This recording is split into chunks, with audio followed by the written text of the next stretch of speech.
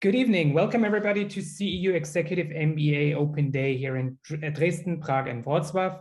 I'm Thomas Lamel, the Senior Program Manager, and I will guide you through this evening. So what to expect tonight? First, I will start with the program presentation on the CEU Executive MBA. Then you'll have the opportunity to meet a current participant, Lydia Koluka, exchange some words with her. Then followed by the keynote presentation by Gerardo Iñiguez. And in the end, we'll have a Q&A session for general questions. If you have any questions, please feel free to use the chat box or direct messaging. I will collect all these messages for the Q&A session. If you have any questions about the keynote presentation, feel free to engage with Gerardo after his keynote presentation. So let's get started.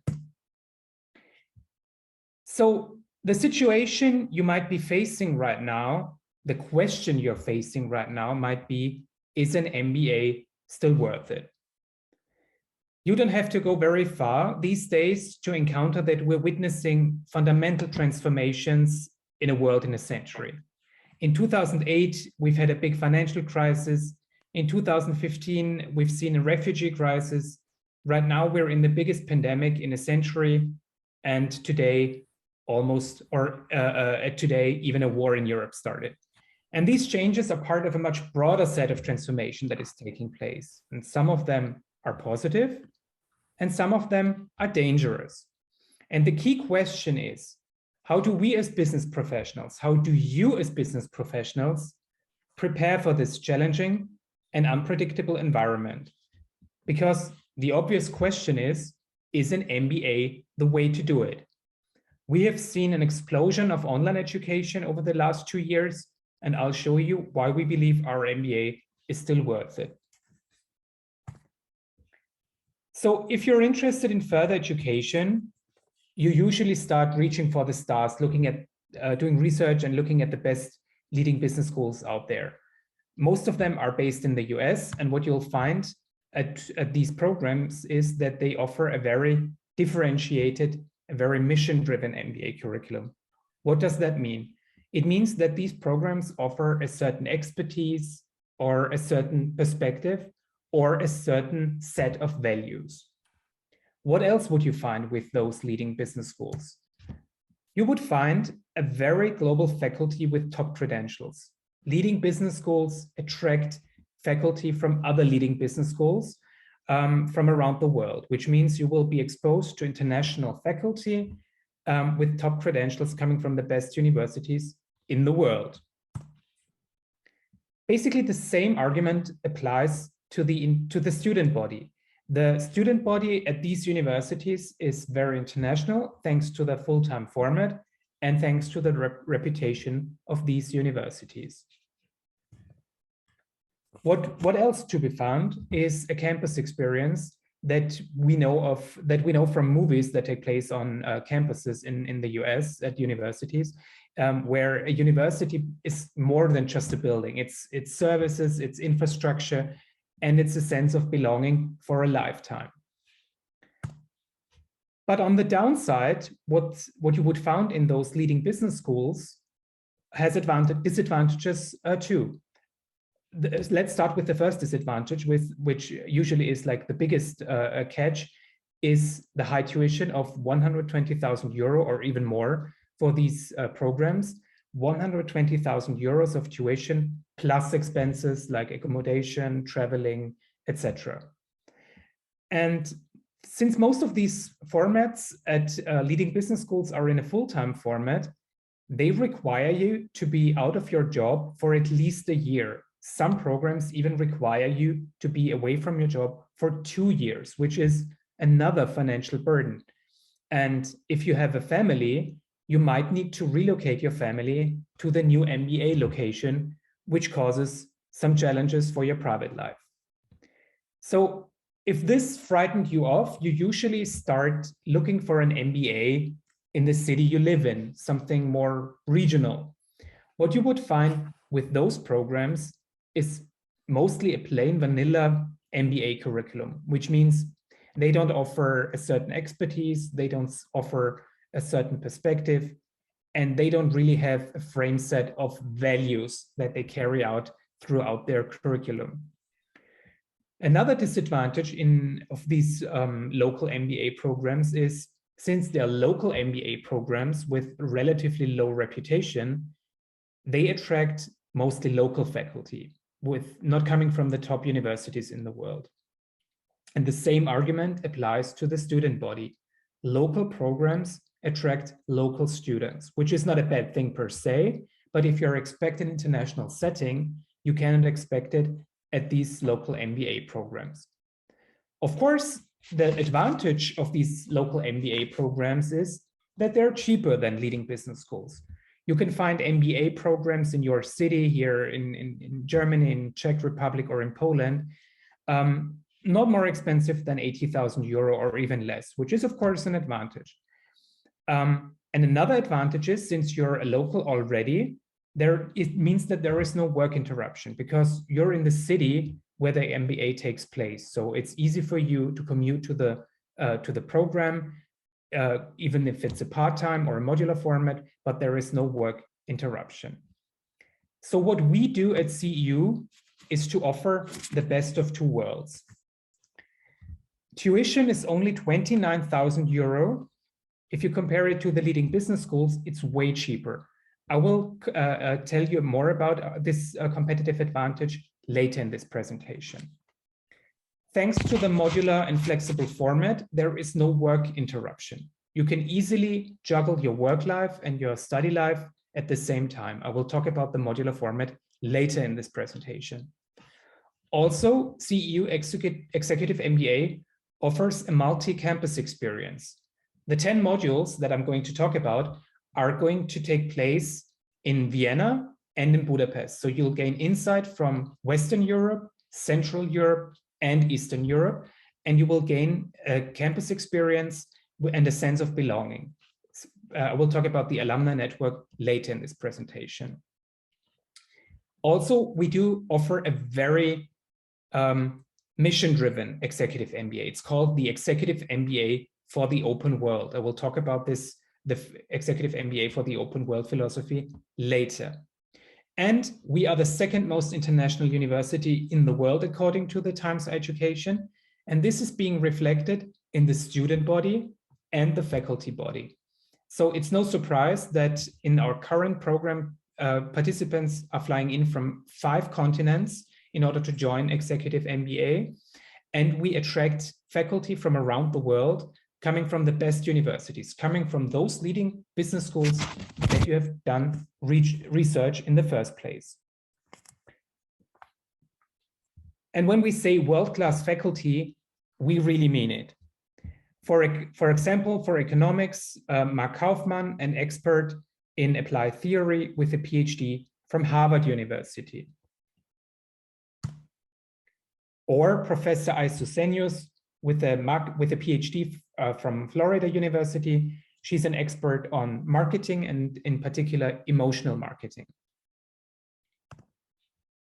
The course on big data and artificial intelligence will be taught by Miklos Koren, one of the leading scholars in the world in this field with a Harvard PhD.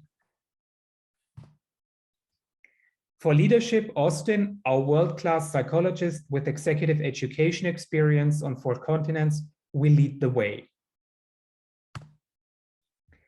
If you're new to finance, Joy is a uniquely gifted educator. Generation after generation of our students just tell us how she's just unique in explaining complex financial concepts to beginners.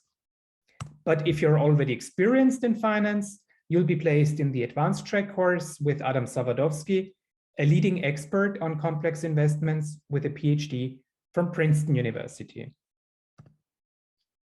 For innovation, you'll have Mike Labelle, who holds a prestigious EU Jean Monnet chair. Or Sophia Barani with a PhD from London School of Economics. She's an expert on the future of work, a very zeitgeisty topic on automation, artificial intelligence, and robotics.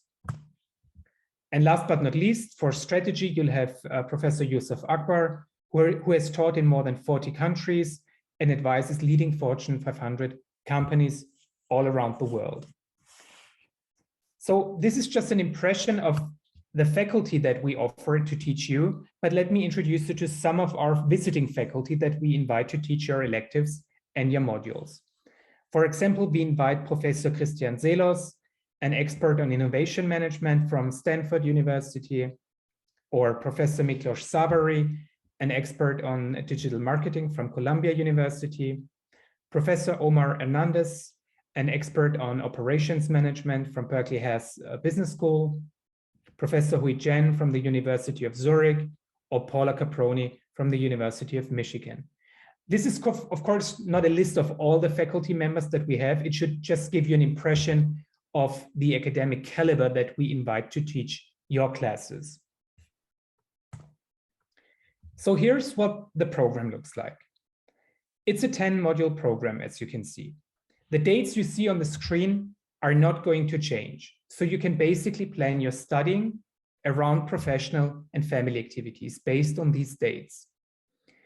As you can see, we have 3 modules in the first year, which is the top row, 4 modules in the second year, which is the center row, and 3 modules in the third year, which is the bottom row. And this gives you full flexibility and balance in your life. You might have noticed that we are piggybacking around popular European holidays like November 1st, May 1st, or August 15th, when it's easier for you to take time off your job because it's a long weekend anyways. In the summers, which is the center column, our bespoke and cutting-edge leadership program takes place on our beautiful Budapest campus, and you'll have the opportunity to benefit from the electives from the faculty in the world we invite to teach your classes. So one day, there will come the day when you finish with us. You will graduate after 10 modules, and you will join the CEU alumni network from around the world. CEU is, as I already said, the second most international university in the world, and you can rely on an active elite network of more than 18,000 professionals around the world on every continent. We have city-level chapters, we have country-level chapters. Basically, wherever you are in the world or wherever you might go in the world, you'll find CEU alumni to interact with. And this is a network. This network is a network that you can really count on, and one of the key assets that we have. And we offer structured alumni relations. If you're looking for a certain person, for a specific person in a specific city or industry or organization, you can just reach out to our alumni relations department and they'd be happy to establish contact. Or you can just reach out through our social media groups where our alumni are organizing themselves and host mingles in their city level chapters.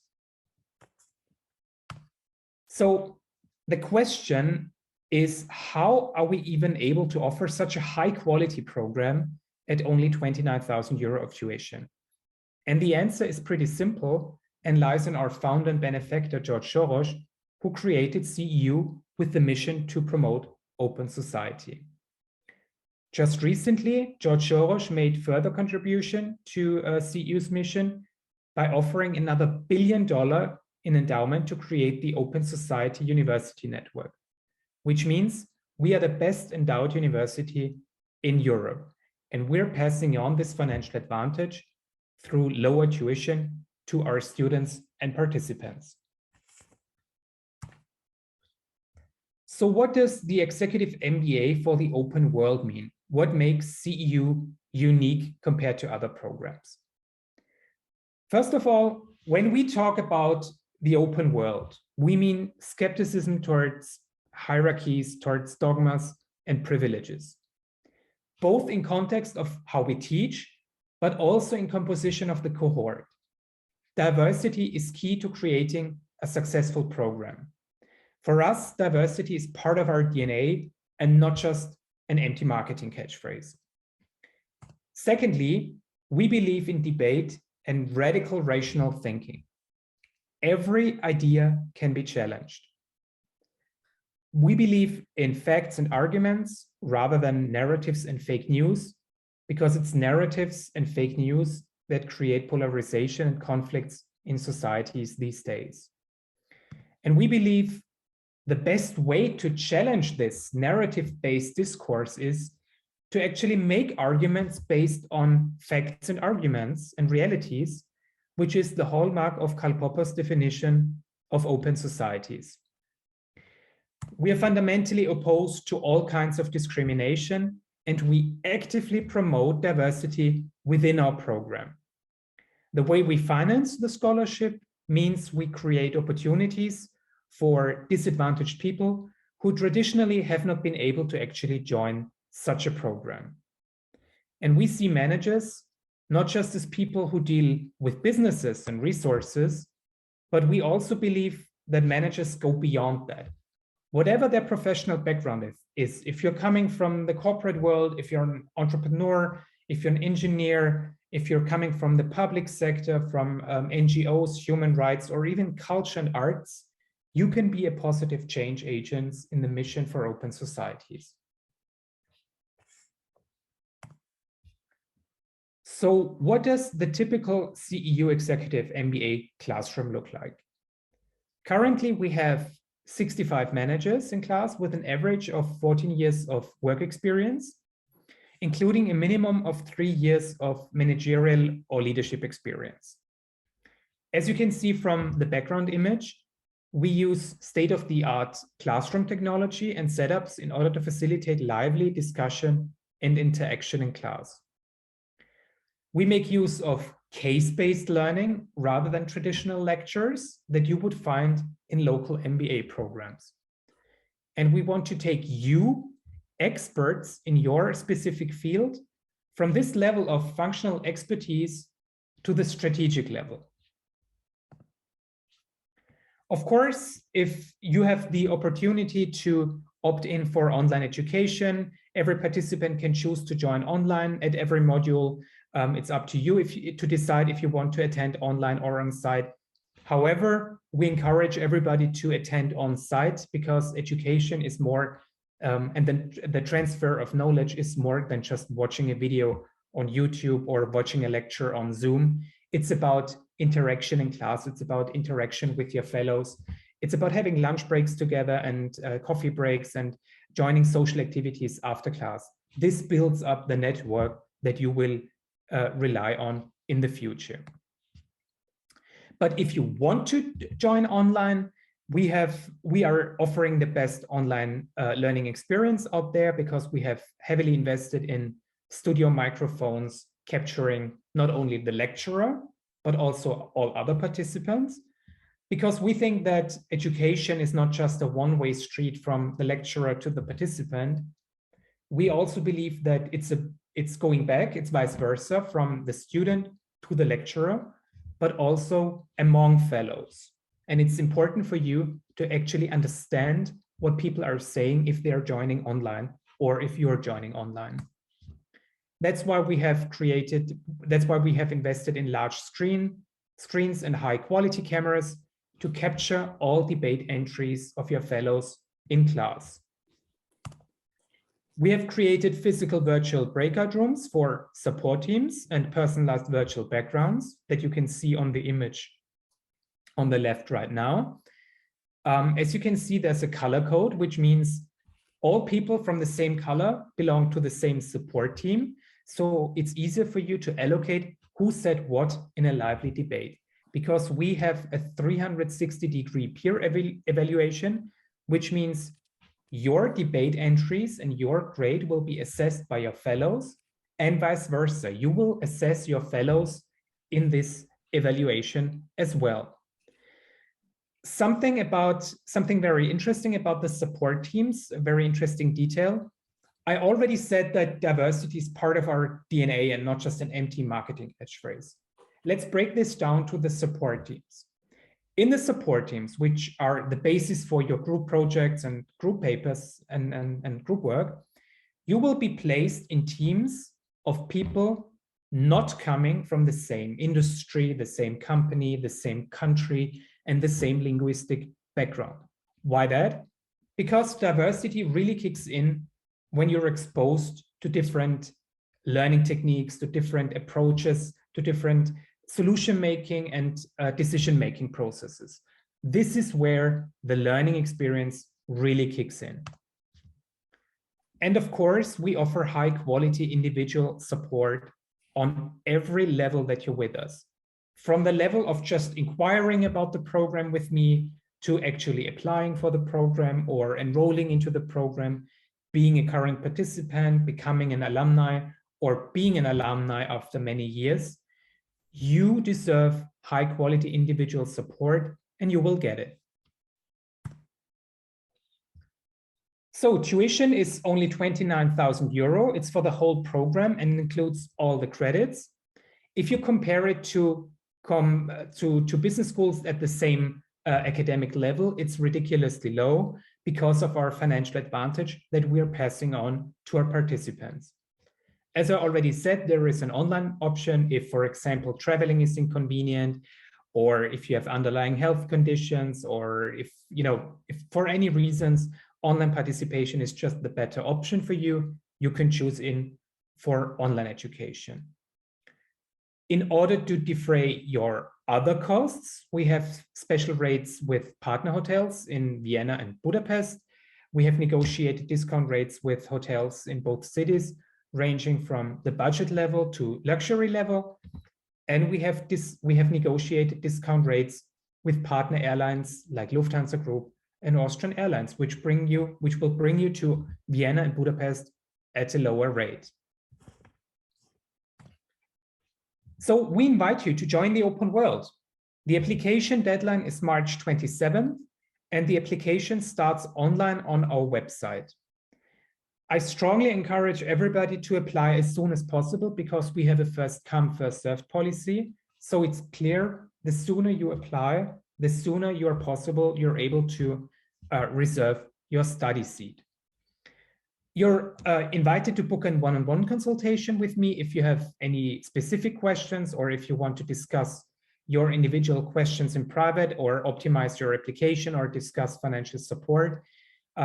This requires a private setting. Feel free to book a one-on-one consultation with me through our website or just by emailing me and arranging a time slot, a date for this.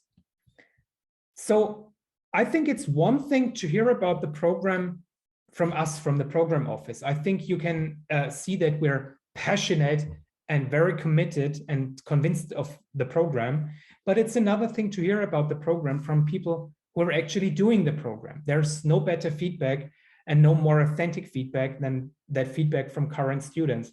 And I'm happy to welcome Lydia tonight. Lydia, thank you very much for joining us tonight. She's current participant. Lydia, if you could briefly introduce yourself, what is your professional background? What have you done so far? What is your academic background? So that people understand, where you're coming from. Of course. Thank you very much. I cannot say good evening because certainly it is not a good evening, but hello, everybody, and greetings from Warsaw. I joined the first cohort of executive MBA at the very beginning of pandemic. And it looks, everybody thought that was a very difficult start because we started under the very complicated circumstances, but it looks that we will be ending the project this year or at the beginning of the next year under even more complicated circumstances. And I have to tell you that, once Thomas asked me to join you tonight, I was thinking what I can share with you in terms of telling about the project and how to encourage you to apply, which I still think it's a very important thing to do and very wise thing to do, especially these days. I am a lawyer by education. When I started the project, I joined the project as a head of HR and public affairs office department in the biggest healthcare company in Poland, and I spent there 7 years.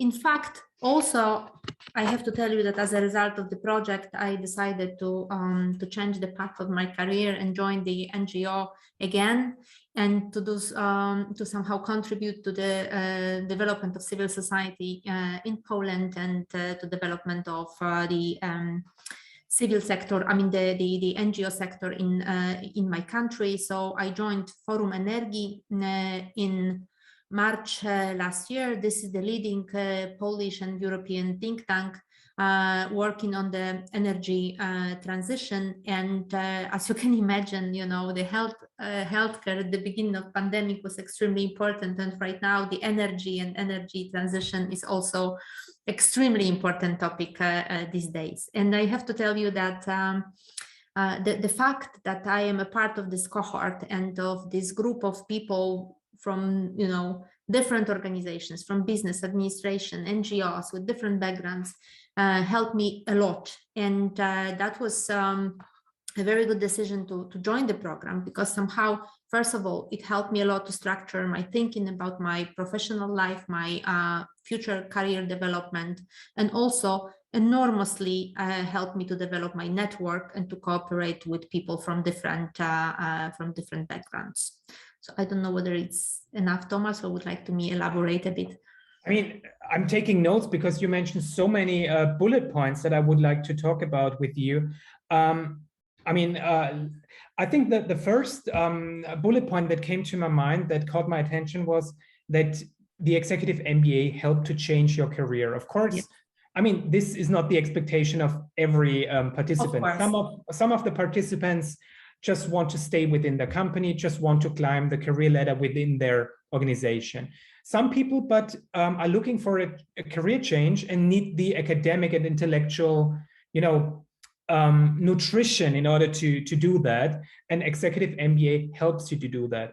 So it of course, it depends on your individual expectations of what you want to achieve. And we also have people in the program, to be honest, who do the executive MBA for no career reason at all, because they're CEOs already, they're executives already, they're in the late 50s.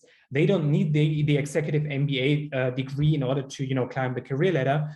But for them, it's important, you know, lifelong learning for them is important, and to stay current and to build up a network, which is the second bullet point that you mentioned, is the network. I already mentioned it in my program presentation, that the network is maybe a very, very striking argument favoring CEU, because you will be joining an alumni network of more than 18,000 professionals around the world.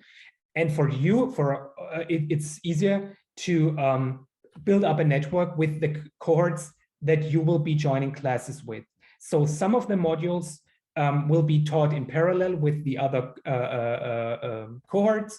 So at times you will be able to network with more than 120 or even 180 professionals around the world at the same time during the modules, which is a huge advantage if you want to, you know, build up a professional network and, you know, enjoy and have fun together. Absolutely. A very interesting point that you mentioned is the different backgrounds that people have. I want to put those people's minds at ease who think that an MBA is just for corporate people. It might have been in the past, yes, and maybe it's for some corporate people it is the best option, but CEU Executive MBA also attracts people coming from, let's call it, non-traditional MBA fields. We have people in the cohort who are entrepreneurs, who are coming from NGOs, from civil rights, from the public sector, from culture and arts even, or we do have engineers and medical doctors in the program, who I would consider non-traditional MBA clientele, but it shows that the executive MBA is both attractive to people coming from the corporate world, but also from the non-corporate world. Absolutely. And if I can why that? Yes, please, Lydia. No, just to add to this, I mean, it's extremely important to somehow, I think, to underline that, first of all, even if you are a senior executive, I was the senior executive as well, and I decided to join this program because there is as you mentioned rightly, that this is the constant learning thing, and we live in, you know, it's really a buzzword these days, but we are you know, in the constant change, and to basically to catch up, right, and to follow this change, or even to create this change, right, it's extremely important to constantly develop our skills, to understand what's going on around. And that's the first thing. The second thing is extremely important, that we have to somehow, for a moment, maybe not to stop, but somehow to rethink what we know about our world these days. I mean, reskilling and upskilling, these are two crucial challenges that we all have in, in front of us. So even if you are the senior executive, the upskilling and reskilling is extremely crucial these days, right? You have to basically follow the change. And some people who are not coming from, some people who are coming from the non-traditional corporate world would say, why an MBA? I'm not a business person. This might be true, but even if you're coming from an NGO dealing with human rights, at one point, you will be reaching a strategic level, a level of leadership where you need to acquire leadership skills, because you will be dealing with stakeholders, with donors, with suppliers, etc., who will be talking about numbers with you, about money, about sustainability, about marketing, about strategy, about data, etc., etc. And you would need to have that linguistics in order to talk to those people, even though you're not coming from the business world. So that's why CEU Executive MBA is so attractive for not just corporate people, but also people coming from the non-corporate world. Of course, the added value for people coming from the corporate world is that they will learn stuff they wouldn't learn in their companies, like big data management, sustainability, leadership skills, strategy, etc., technology management, innovation management. This is like the added value for people coming from the corporate world who might have already knowledge with accounting and finance. Lydia, if you could briefly just tell us about the cohorts that you met already. You met a couple of cohorts already. Just tell us something about the diversity, please. Yes, I mean, as I mentioned earlier, I mean, we all come from different backgrounds, right? I mean, from Poland, for example, there are people from business and NGOs, but there are also people from public administration, private administration. So it's extremely important that we can really exchange views and somehow, we complete each other in such a way that basically once we have different approaches and discuss different topics, not only business, but also, I don't know, for global challenges or sustainability, it's extremely important that we can somehow look at the problem from different angles. And it's extremely, it's really important. And this is a very enriching progress when you basically contact people from different organizations. And also, this is a core value for open, CEU, that, we are also diverse in terms of gender, age, and so it's really good that we have diversity in this regard as well. So there is a balance, gender balance as well in our cohort, and this is really very, very important. For me personally, it's a crucial thing. And also, if I may, Tomasz, I mean, it was also important for us as a cohort, and we are in a constant touch, I have to tell you, as a cohort. We have our WhatsApp chat, etc., and we exchange views really like dozens, per day. And so this is a very dynamic cohort, I have to tell you, and we talk about everything. But there is a absolutely common agreement that it's an enormous support from the university side, and the way the program is organized. I mean, speaking about the all the safety measures regarding the the COVID, and the way the program is structured, the help that we have from you guys, I mean, from the office that is responsible for this program, it is really absolutely unique. I mean, this is a highly professionally organized project and program, and for us it is really amazing how it has been done so far, especially regarding the safety measures, which it was a learning by doing for everybody, right? And especially for the university, which hosted 2 cohorts, for example, at the same time, and with the full respect to all safety measures. So we all felt somehow like very, very comfortable in regard of the way the program was organized. I think it's an academic safe space where everybody can share their opinion, and of course every idea can be challenged, and you should be prepared to argue, I mean, with words and, to have a debate in class, but it's a safe space, and it's a space of confidence and confidentiality. You mentioned diversity. We already talked about the professional backgrounds, the diverse professional backgrounds. You added different gender identities. You mentioned age groups, etc. I would like to add that, as I already said, diversity is not just an empty marketing catchphrase for us. We are proactively encouraging people with a diverse background with our fellowships and scholarships to join these programs. We have fellowships for LGBTIQ people, for managers with a disability, for business women, for ethnic minorities, etc., etc. We have so many of them. We don't have enough time to talk about all of them in this setting. But we also have a very international crowd in the cohorts. We have people flying into the modules from 5 continents, as far away as Vancouver in Canada to Vladivostok in Russia. We have Indian people in the program, people from South Africa and even Australia, and of course, Central and Eastern Europe and the Middle East. So it's a really international and very diverse experience for you. I mean, there's nothing else to add, Lydia. Thank you so much for sharing your honest and authentic feedback. If you want to reach out to Lydia, she's available on LinkedIn. Just look her up on LinkedIn if you have any questions for Lydia. Of course. Anytime. Yes, absolutely. Thank you so much, Lydia, for joining us tonight. I know you're busy, so thank you very much. Thank you very much. I will be leaving you, but as I said, and as Thomas said, anytime. I mean, if you have questions, just contact me directly. Thank you so much. Bye-bye. I would like to move on to the next part of the evening, which is our keynote presentation. The topic of the keynote presentation is a simple model explaining segregation in social networks, delivered by Professor Gerardo Iñiguez.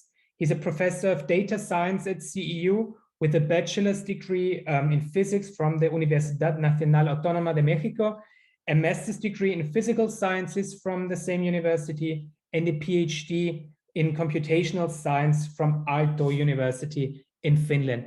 Thank you so much for joining us, Gerardo. The floor is yours. Thank you very much, Thomas, for that very nice presentation. And first of all, I would like to thank you and also Lydia and everyone, all of the organizers of the Executive MBA. I'm very happy to have been invited here and also to have a little bit of a chat with you about this. First of all, I would like to say that the presentation might be a little bit mathematical, so don't worry if you see a lot of equations. I'll try to be as clear as possible and try to tell you what, like the understanding about social systems that is a little bit behind all of this. So what I would like to talk to you today about is this idea of segregation in social networks, how we as people, as individuals, we have certain properties, characteristics in common with other people, and there's always this tendency of always trying to just to be or interact with people that are similar to us, and this may lead to segregated or networks that are somehow polarized. And in this highly interconnected modern society that we live in, we would like to understand what are the mechanisms or processes that lead to this segregation, and crucially, if there is something that we can do about it, right? So the whole thing is that we want to understand how this segregation takes place. And since I'm a physicist and the people in the Department of Network and Data Science and CEU, we want to understand this via very simple mathematical models and by analyzing data on real social networks.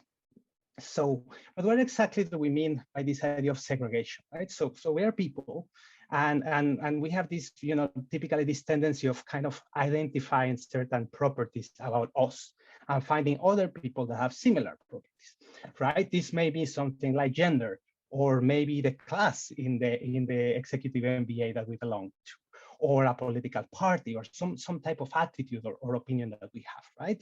And as humans, we are very good at, understanding that there are different groups, different values of this property, and then we tend to separate.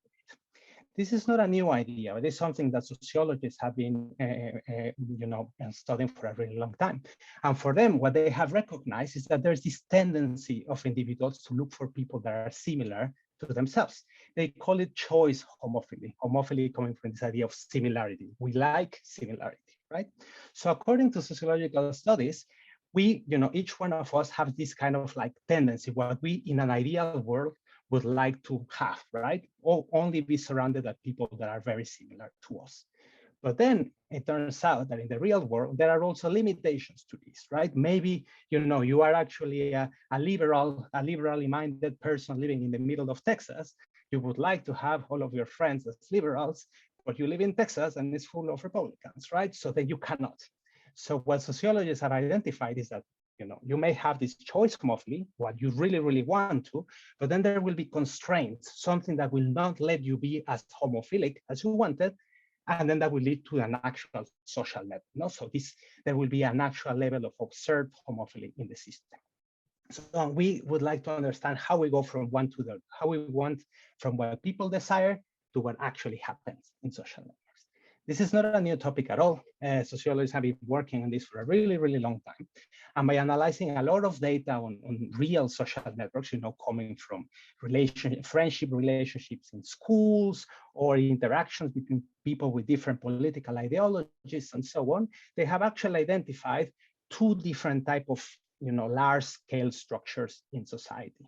On one hand, what you can see on the left is that many of these networks are actually very segregated. Okay, in the case that we have two groups, say male and female gender, or you have Republicans and liberals, it turns out that these communities are very, very segregated. So liberals only talk with liberals, and conservatives only talk with conservatives. But also, surprisingly, sometimes in the same setting of having two groups of people, we find something different, which is what you see on the right, something that we network scientists call core periphery structures.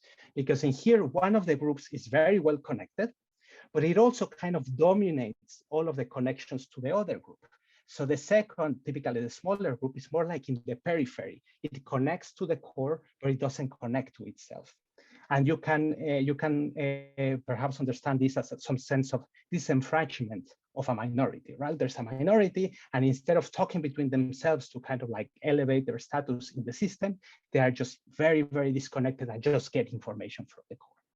So what we really would like to understand is, what is the process? How can homophily, this tendency to look for people that are similar to us, can at the same time lead either to very segregated networks or to these networks where a core or a majority is kind of like, like getting all of the connections. And the crucial thing that I will try to convince you today is that the mechanism that allows us to, go from homophily to this type of systems is something we call triadic closure, which in very simple terms means closing triangles in the social network. In even more simple terms, that means meeting the friends of our friends. So what I want to say is that even if you have a very small tendency to look for similar people to you, and you're always meeting the friends of your friends, and eventually you close the triangle, these two processes are going to lead at the large scale level to these two structures that we see in social networks. Okay, so overall, this is a bit, like what I want to tell you today, how, we will assume, as many sociologists have seen for 50 years already, that we as individuals, as part of social networks, have a homophilic tendency and also tend to close triangles. I will try to implement this in a very, very simple mathematical model, then do a lot of maths to analyze this model and see that these very simple rules actually give rise to these two types of large-scale social networks that I show you, either very segregated or with a core periphery structure. And finally, we will try to fit this model to real social networks to precisely see what is the role of triadic closure in real world systems. So let's start, as always, with a very simple model, right? So we are sorry about that. We are physicists. So always what we try to do is take something very complicated like society and try to, like strip it down to its basic components, ignore all of the details, and see what we have left still has something to do with reality, right? So in this very simple case, what are we going to do? We are going to establish what you see on the left, just a few parameters that are kind of like the properties of individuals. And then we are going to make an observation, which is what is on the right.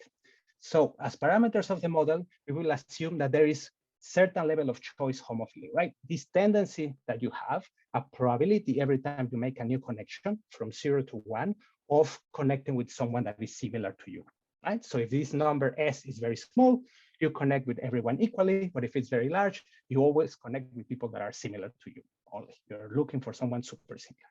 Then we will have another parameter, C, that we will consider it the probability of closing triangles, right? This probability that you will meet friends of friends and eventually close the triangle. Again, you can do it a lot if C is close to 1. You can do it very little if it's close to 0. And then we will focus ourselves in the simplest case in which we only have 2 groups, okay? Group A, group B. Again, it can be gender, political party, whatever you want to think about. And the thing that we're going to measure is the final level of homophily you have in the system, which is basically the number of links that you will have within groups. This is P. Or it could also be the probability that when you are following a link in the network, you end up in the same group, which is T. Okay, these two things are very related. Good.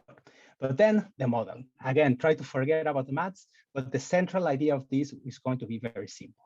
We will want to kind of generate a fictional, idealized social network that is evolving in time, right? In which the nodes are the people, the connections means friendships or interactions between people, and these links are changing in time.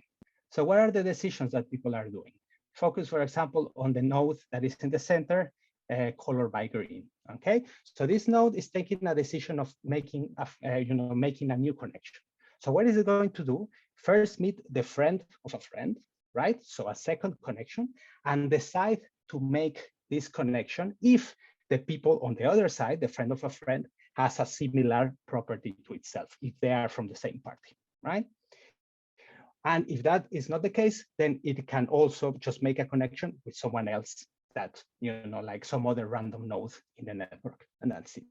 And the probabilities that you close triangles or connect with someone from the same group or for a different group are going to be parameterized by these 2 quantities that I told you, these 2 parameters of the model, right?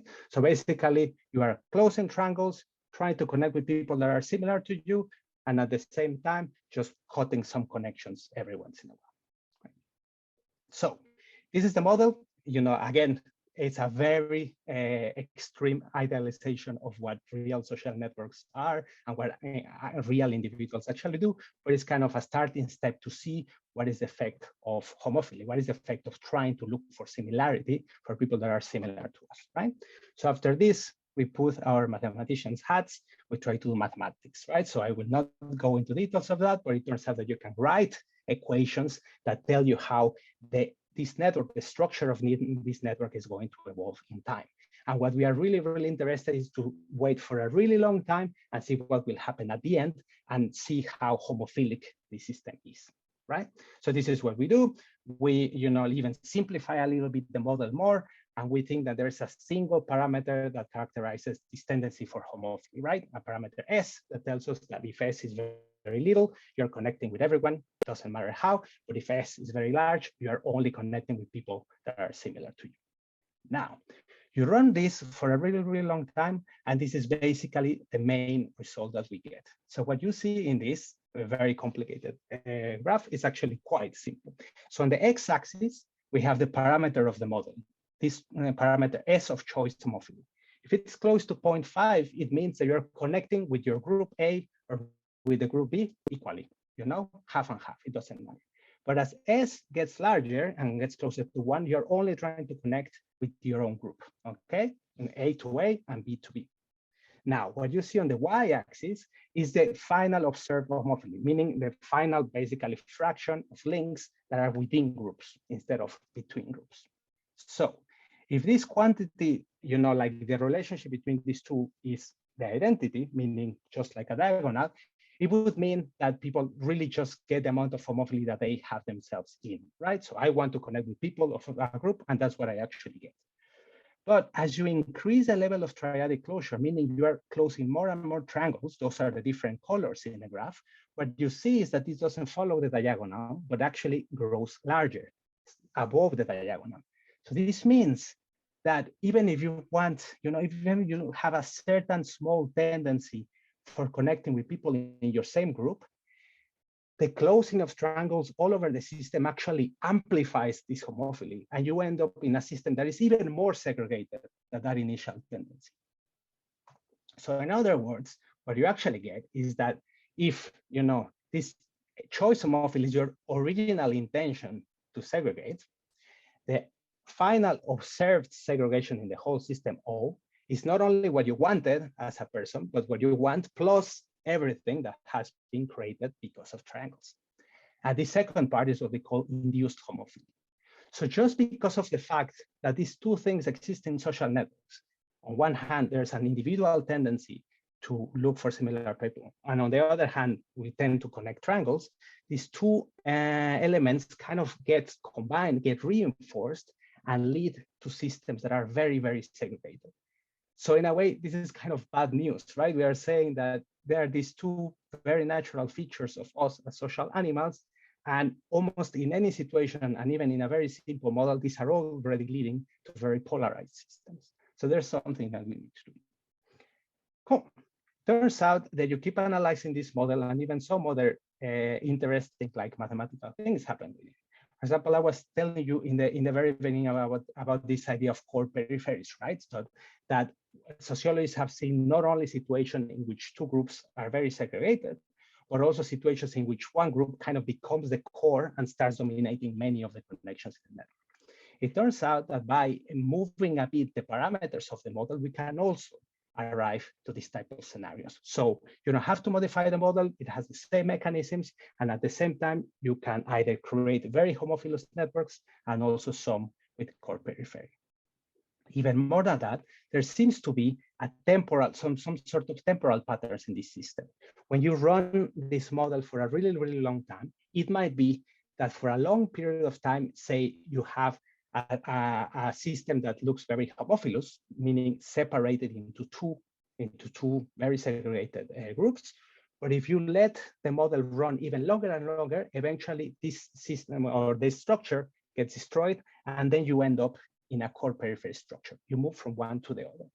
Why do we think this is important?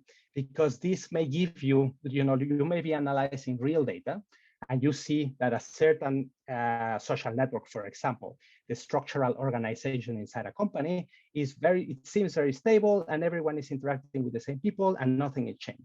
But this model says that that might be a bit of an illusion. So if you don't change the parameters of the model, but wait a little bit more time, because of the same dynamics of the system, things may change, and then the system may become even more segregated, or it may give rise to a core periphery structure. So you really need to be like careful and see that things can change even in these very, very simple models. Okay, but all of this is very nice. You may say, okay, fine, but it's just a model. It's very simple. What does it have to do with reality? So typically, people like us in network and data science, once we have an idea and then we have a model, we actually want to fit it to real data, right? We want to try to see what are the consequences of this type of model and what can they tell us about real social systems.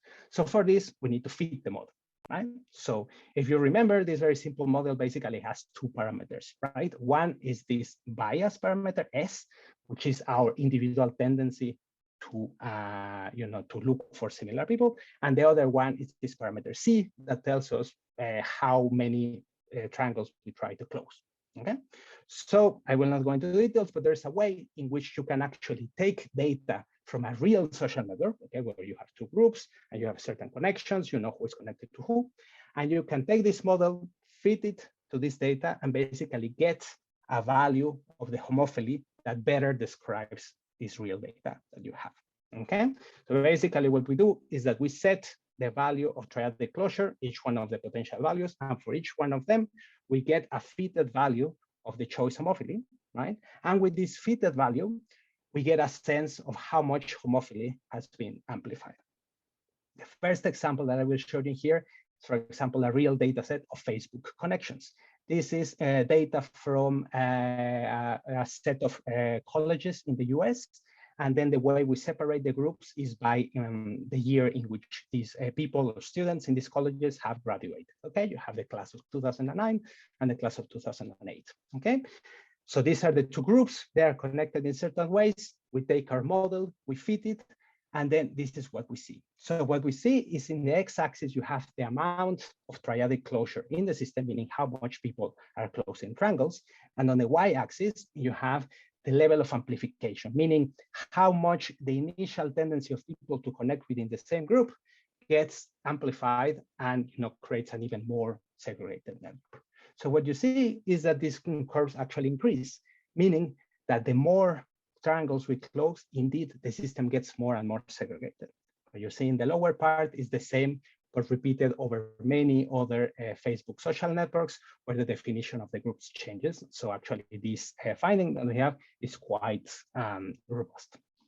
You can do this with many other systems. For example, we tried it in an online social network of political blogs, again in the US, where you have people that write blogs, but some of them are liberals, some of them are Republicans, and then you see what are the connections between the people writing these blogs. And again, you see that as time goes by, this system becomes very segregated.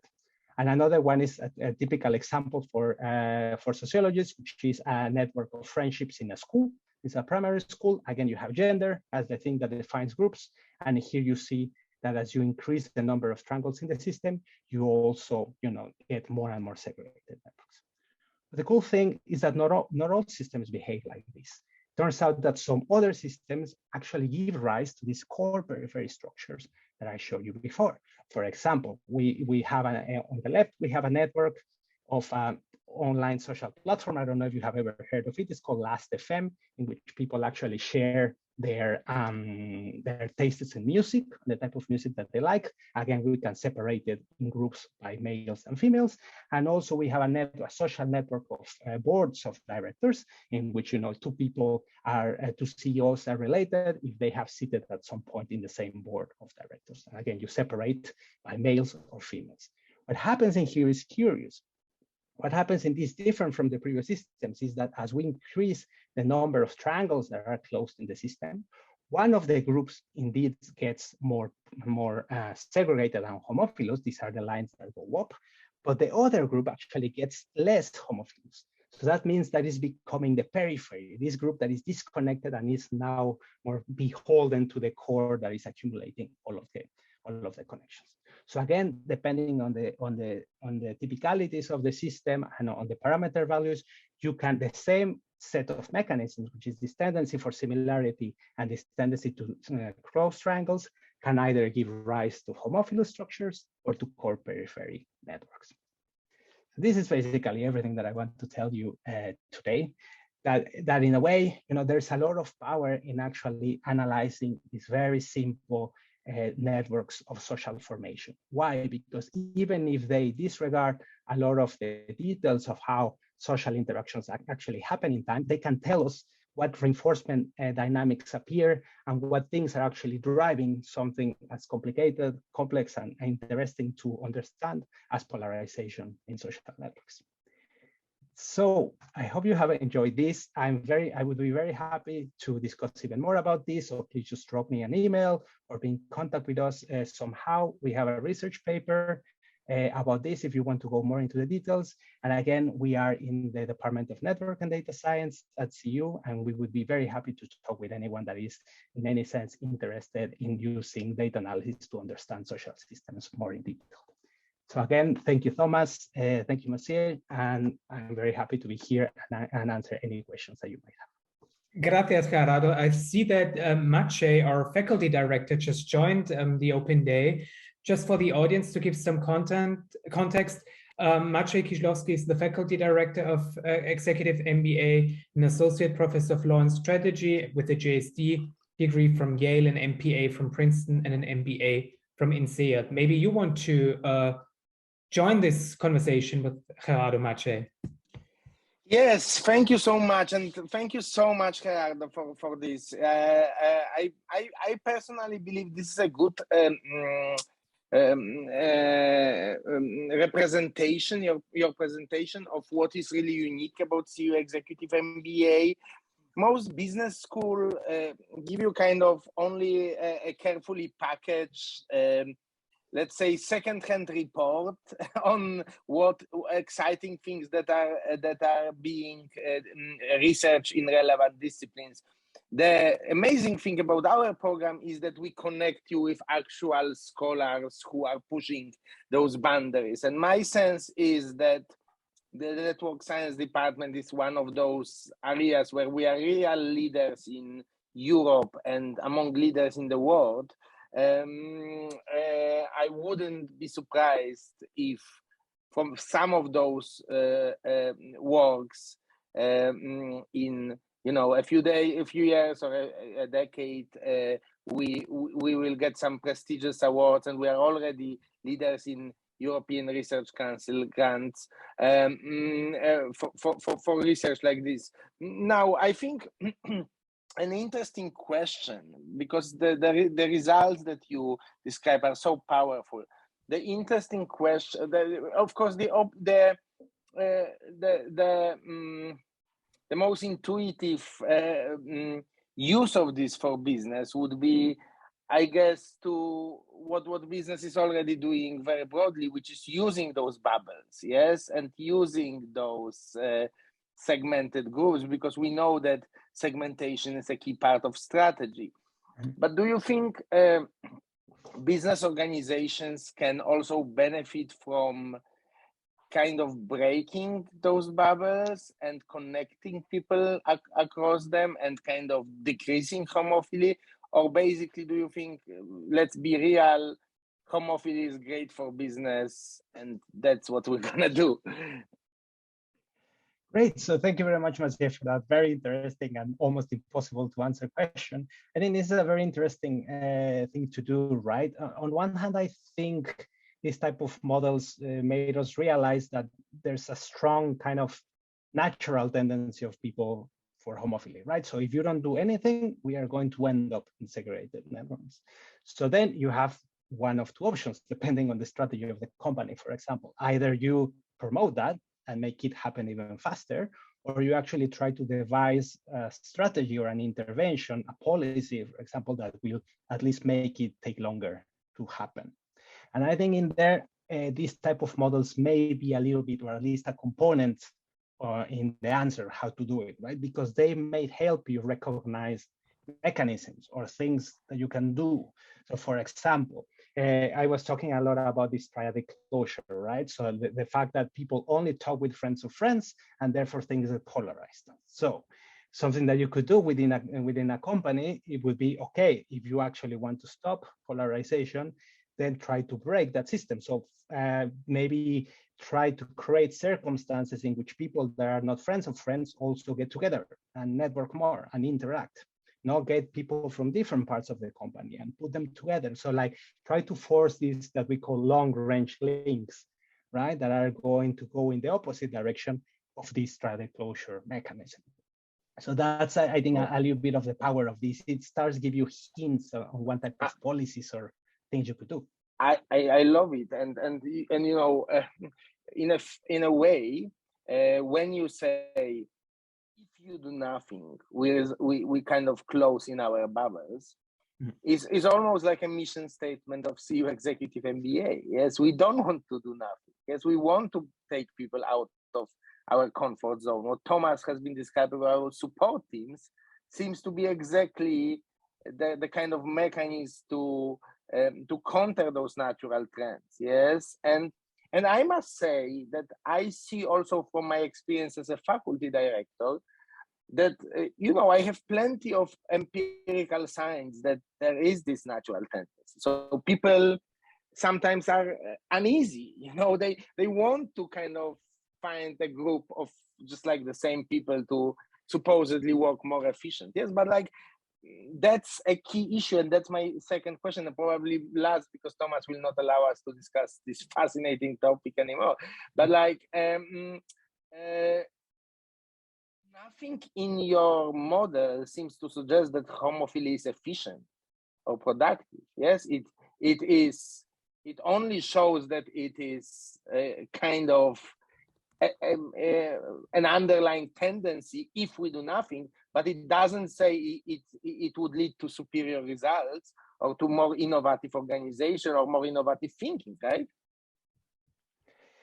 Yes, definitely. And again, I think this is both the power and also a bit the weakness or the limitation of these very simple models, right? You shouldn't read more than what the model actually tells you. So we are now only talking about the structure of social networks, right? So who has an interaction with who and how the pattern of these connections is changing in time. No, we don't say anything about whether this is a good or a bad thing. That comes later, right? So what we want to understand is what are the possible directions of these this pattern of connections, how can we modify it? And then later we need to see what are the consequences of that in the real world. No, so in here I think is where something, for example, like an interdisciplinary research environment really helps, because we are the physicists, mathematicians making the models, but then we need sociologists, we need like political scientists, we need people that help us interpret this in the context of a larger society and see what we can do about it. No, and there is voluminous research in management suggesting that more diverse teams are more innovative, so which is especially important in kind of knowledge-intensive sectors where a lot of our executive MBAs work. I think this is a very powerful lesson, which is if you do not do anything, you will be naturally kind of inching closer towards this path of least resistance. Yes. Yes. Working with similar people and perhaps not getting, really path-breaking ideas. But the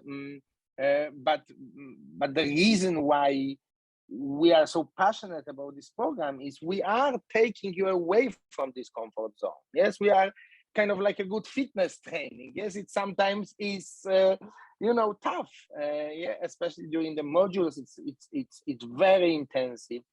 But the whole idea is to counter those natural drifting towards, towards conservative outcomes, and frankly mediocre outcomes. Yes, and bring our executive fellows to this next level. And I am hoping, Thomas, that you approvingly see my comment as a nice transition to what you probably want to do, which is the Q&A session.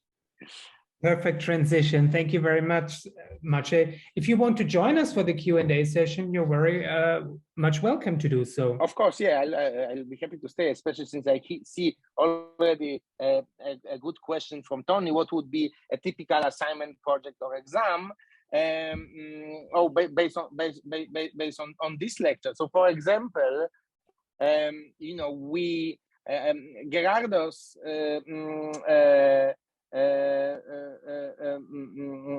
topic is part of what the course called Global Economy 2030, which explores new trends and research on kind of how societies and markets are changing.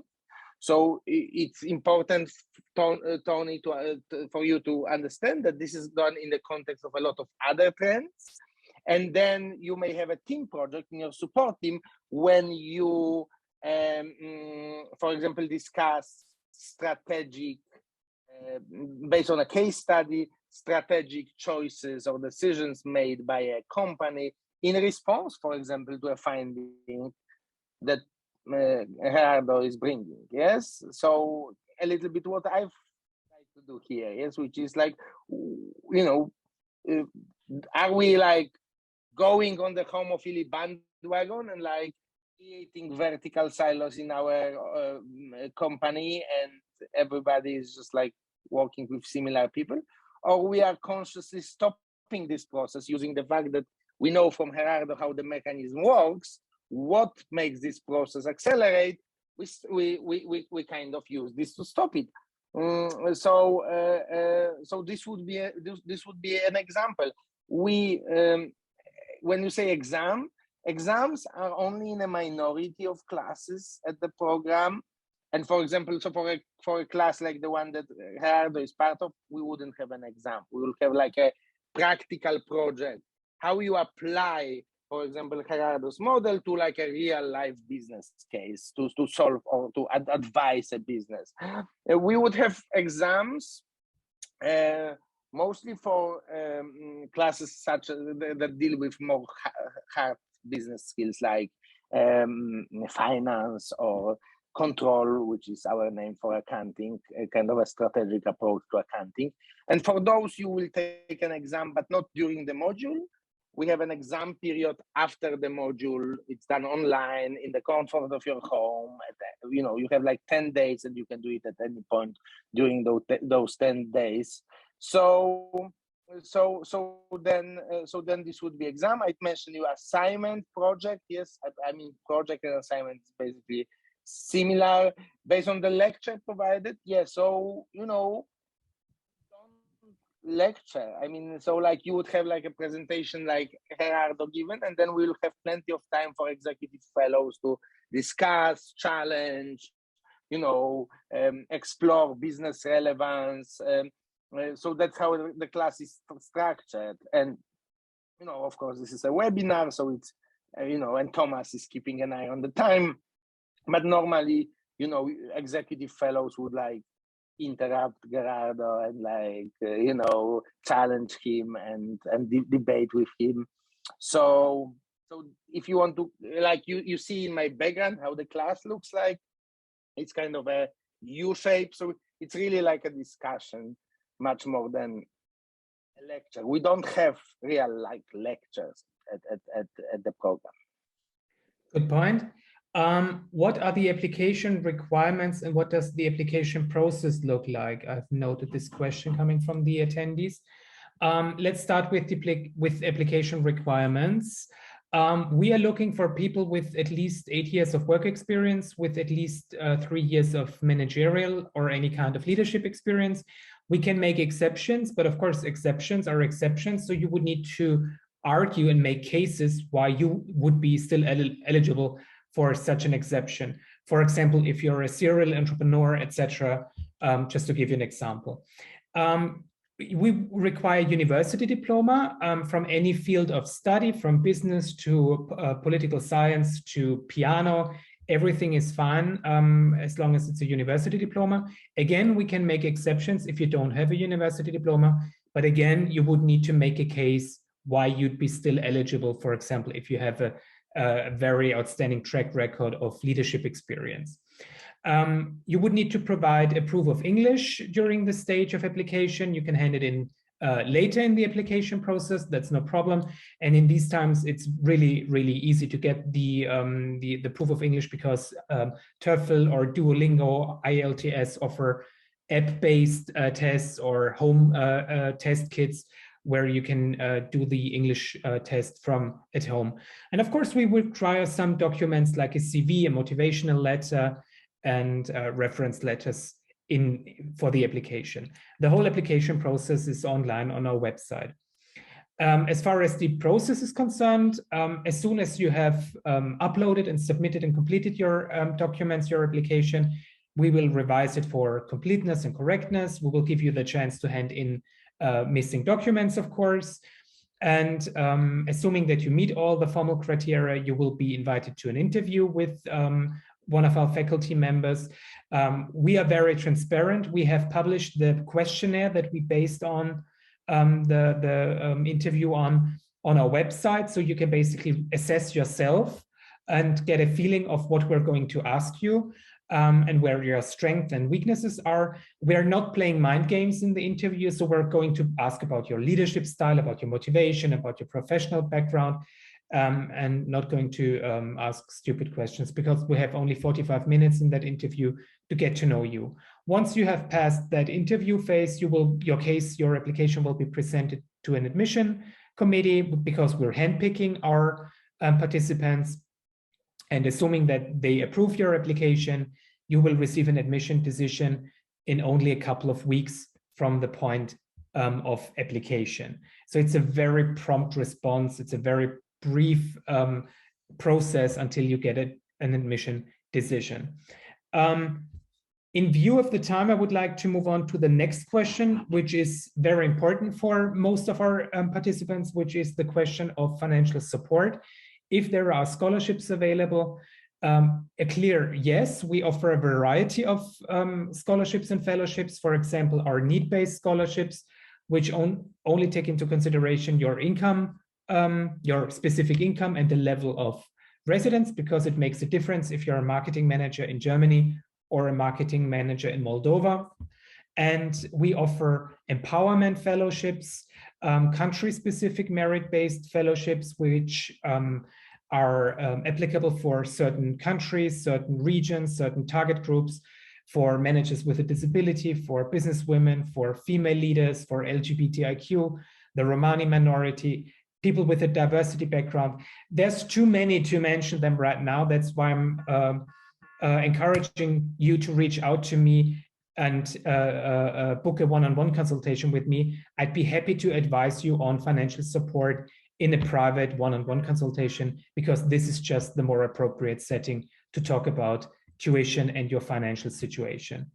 So thank you everybody for joining us tonight. Thank you, Maciej. Thank you, Gerardo. Thank you, Lydia, for joining us tonight, for having this wonderful open day in Dresden, Prague, and Wrocław.